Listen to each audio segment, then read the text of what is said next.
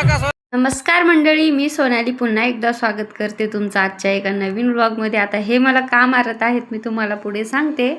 खूप छोटासा व्हिडिओ आहे, तर मी तुम्हाला दाखवते की आमच्या इकडे कशी होळी असते आणि धुलीवंदन पण कसं सेलिब्रेट करतात। तर आमच्याकडे होळीच्याच दिवशी मुलाचा बारसा केला जातो, नंतर मग कधीच नाही। वर्षभरातून एकाच दिवशी केला जातो, तो पण होळीच्या दिवशी। आणि पूर्ण गावात मग जेवढे वर्षभरात मुलं होती ना त्या सर्वांचा एकाच दिवशी बारसा होतो। तर माझ्या दीराच्या मुलाचा बारसा होता, त्यासाठीच आम्ही गेलो होतो। आणि जस्ट मी पोहोचले होते 9ला आणि 10 वाजता आम्ही ते डान्स करत होतो। सगळ्यांचे ग्रुप डान्स सगळ्या लेडीजचे झाले होते आणि आता सगळे आमचे जेवढे दीर भावजाई वगैरे आहेत ना त्यांचा डान्स सुरू होता।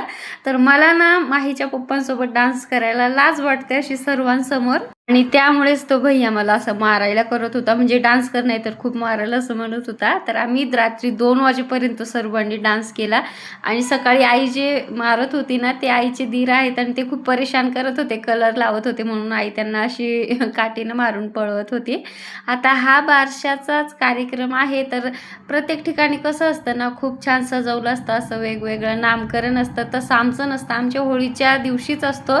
होळीजवळ ते काहीतरी करतात, आता मला त्याबद्दल तरी माहीत नाही, कारण की मला स्वतःलाही मुलगा नाही झाला आणि मी कधी गावाकडे गेलेही नव्हते होळीच्या वेळेस, त्यामुळे मला ह्याला नाही पडलं। आणि कसं आपल्या घरी असलं तर मी तुम्हाला ते दाखवलं असतं, नारळाला असं धागा वगैरे बांधतात ते आणि होळीच्या तिथं काहीतरी करतात।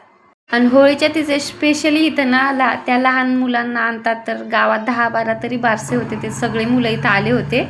जसं की कोल्हापूरला आणि मी याच्या आधी होतो आम्ही पुण्याकडे, तिथं ना होळीच्या तिथं ना नैवेद्य दाखवतात पुरणपोळीचा। तसं आमच्या तिकडे नैवेद्य वगैरे दाखवत नाही, धान्य टाकतात होळीत आणि खोबरं टाकतात, परत तसे वांगे वगैरे असं टाकतात। आता जिकडे तिकडे वेगवेगळी पद्धत असते ताईनो, पाहू शकता पूर्ण गाव जमा आहे। थोडे पण 10-12 घरी बारसे होते ना, सर्वांच्या घरी पूर्ण गावासाठी जेवण असतं। शेतामध्ये हे करतात गावाच्या बाहेर थोडंसं, तर मस्त नंतर झाल्यानंतर पुन्हा आमचा डान्स सुरू झाला होता रात्री।